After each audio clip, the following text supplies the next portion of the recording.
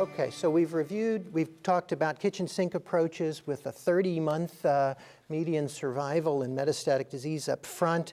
We talked about EGFR in 2 different trials using OX-based therapy and the controversy there, but importantly, the more data we get around biomarkers.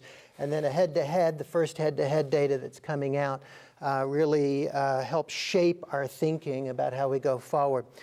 So particular to the biomarker piece, Tony, what's the impact of this data set on our day-to-day practice? So although at least in the United States, it is not immediately practice changing, the presence of data now from the PRIME study, which is phase 3, and the PEAK study, which essentially was a similar study except it was a phase 2 randomized, nonetheless large, and one of the arms was FOLFOX plus bevacizumab versus FOLFOX plus panitumumab. The PRIME study was really FOLFOX panitumumab versus FOLFOX alone. And the PEAK study, utilized the same analysis. Also, although they had a smaller ascertainment rate, meaning pickup rate for tumors where they were capable to do all RAS mutations. But they've seen very similar findings in first-line metastatic colorectal cancer with all the limitations of phase 2 randomized study, that there was a superiority to utilizing panitumumab and FOLFOX versus FOLFOX bevacizumab. Now, again, unfortunately, the fact that there is no irinotecan data except the PICCOLO study, which was published in Lancet, recently does suggest that you may see the same or similar effects with the mutational RAS mutational selection with irinotecan.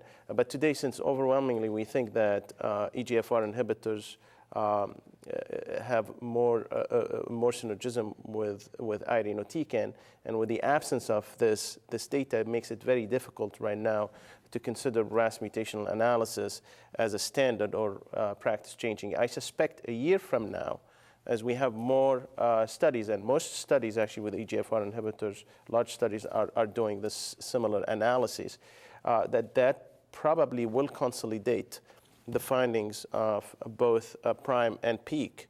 And in 1 year or 1 year from now, we perhaps would be using RAS mutational analysis to select, so all RAS mutations, to select, and that include KRAS and NRAS and perhaps HRAS, to select EGFR inhibitors. Guys, OX versus ERI. Is anybody putting OX with an EGFR drug? Are you doing it? I'm not.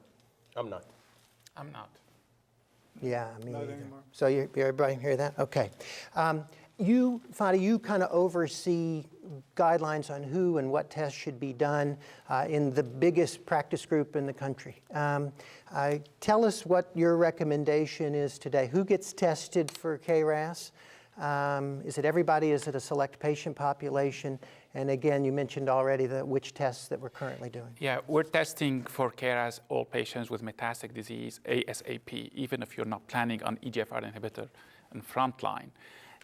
Second question is, if I have already, do I need to rebiopsy or not? We settled that question earlier, that KRAS mutation happens early in the process, so the primary tumor or archive tumor is enough to test.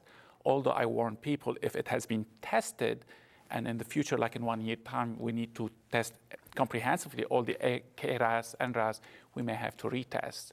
So be careful about that. If the tissue is in paraffin, yes, we can take it out, but if it has been tested, we may have to retest. As of now, again, testing all KRAS, communicate with the pathologist, have the answers ASAP, and more important, we're working on a way to have this result communicated directly to the electronic health records and not to have to look for it. Yeah.